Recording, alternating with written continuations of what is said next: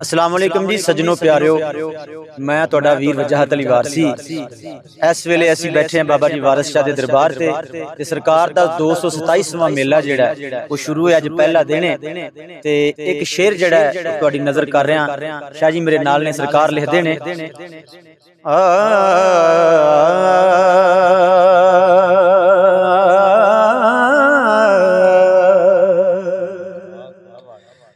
मियां रांझिया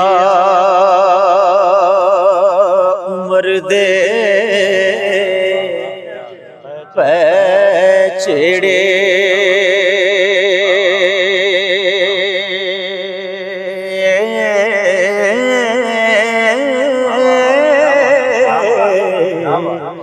दुख दर्द मेरा किस वंडनाई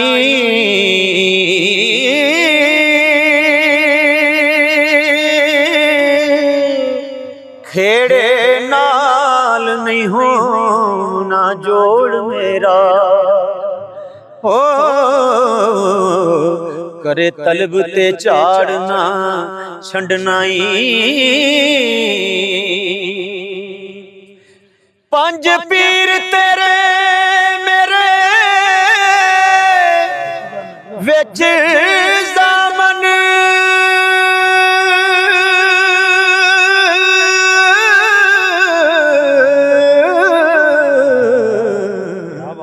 जिन्ना बन के सईदड़ा फंडनाई वारस शाह फकीर दा पकड़ पल्ला हो